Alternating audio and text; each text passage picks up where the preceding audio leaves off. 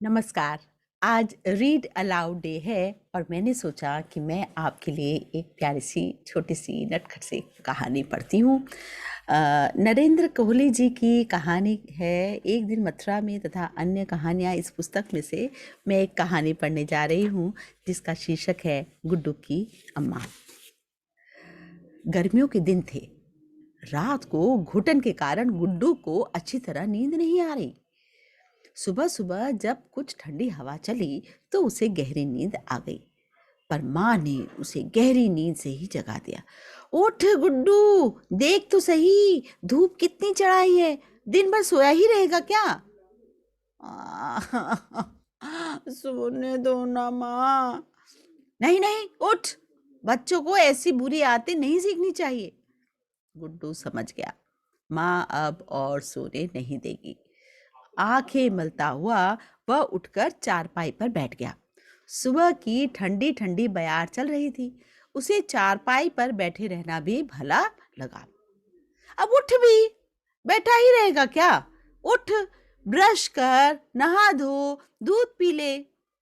अलसाया सा गुड्डू ब्रश लेकर दांत साफ करने के लिए वॉश बेसिन के पास आकर खड़ा हुआ।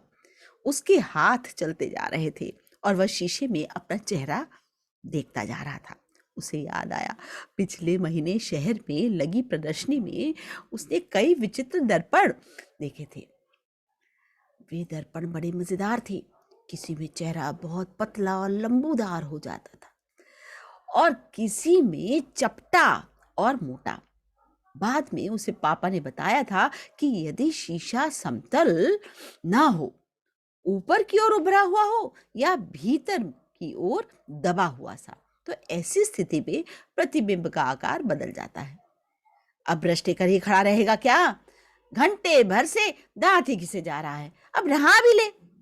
गुड्डू अटपटाया सा नहाने चल दिया। पानी ठंडा था और इस गर्म मौसम में पानी पड़ते ही मन प्राण खिल उठते थे। गुड्डू मल मल कर नहाता रहा। कभी नल के नीचे नहाता, कभी बाल्टी भरकर अपने ऊपर उड़ेल लेता, कभी फव्वारा खोलकर उसकी फुहार के नीचे खड़ा हो जाता। तभी उसके मन में आया कि वह नाली में कपड़ा ठूस कर उसे बंद कर दे। स्नान घर के फर्श पर पानी जमा हो जाएगा, तब वह उसमें मछली के समान फिसलता चला जाएगा। उसने नाली में कपड़ा ठूस कर नल पूरी तरह खोल दिया।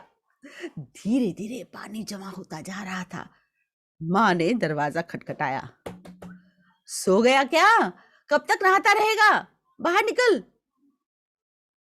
गुड्डू तौलिया लपेट कर बाहर निकल आया। अब जल्दी से कपड़े पहन और नाश्ता कर ले।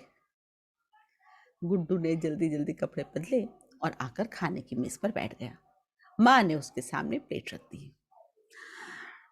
टोस्ट मैं नहीं खाऊंगा माँ, अंडा खाकर दूध पी लूंगा। नहीं, टोस्ट भी खाने पड़ेंगे, माँ ने सख्ती से कहा। गुड्डू चुपचाप टोस्ट कुतरने लगा। उसका मन टोस्ट खाने को नहीं हो रहा था।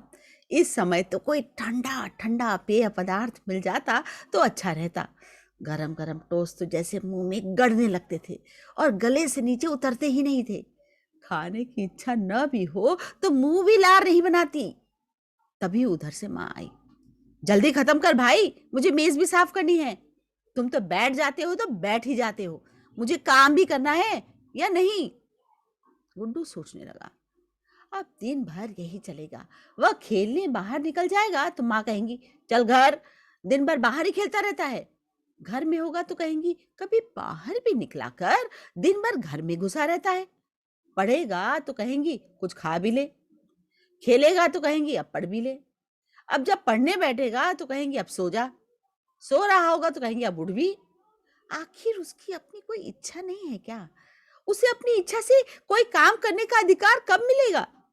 दोपहर को सब लोग जब खाने बैठे तो गुड्डू बोला, माँ मैं आपको एक कहानी सुनाऊं? माँ ने आश्चर्य से गुड्डू की ओर देखा। रोज तो यह कहानी सुनने की हट करता है, आज स्वयं सुनाने को तैयार बैठा है। अच्छा सुनाओ। गुड्डू ने कहानी आरंभ की। भगवान ने जब पहले पहले संसार में एक बच्चे को जन्म दिया तो वो बच्चा सुखी था। जब उसकी इच्छा होती तो वो सो जाता, जब इच्छा होती तो उठ जाता, जितना मन होता उतना खाता, जितनी देर इच्छा होती खेलता, पुस्तक अच्छी लगती तो पढ़ता, पढ़ने का मन ना होता तो चित्र बनाकर उसमें रंग भरता। जब कुछ दिन ऐसे बीत गए तो भगवान से उसका सुख देखा न गया। भगवान ने सोचा, संसार में कोई इतना सुखी कैसे हो सकता है। उस बच्चे को परेशान करने के लिए बहुत सोच समझकर भगवान ने बच्चे की माँ को बना दिया। माँ और बच्चे में एकदम विरोधी तत्व थे। भगवान ने कुछ ऐसा कर दिया कि बच्चे के मन में जो भी इच्छा जागती, उसकी माँ के मन में ठीक उसकी विरोधी इच्छा जागती। बच्चा सोता तो माँ कहती, जाग। अच्छा अच्छा, बकवास बंद कर, माँ ने कहानी आगे नहीं बढ़ने दी। फिर वही बात, जब कहानी सुनाने को कहता हूं तो सुनती नहीं हो, सुनाती नहीं हो। अब सुना रहा हूं तो सुनती नहीं हो। हाँ हाँ, नहीं सुनती। तब से चपड़ चपड़ बोले जा रहा है। बच्चा किसी समय चुप बैठा भी अच्छा लगता है। माँ भी नाराज थी। आशा है आपको कहानी पसंद आई होगी। धन्यवाद।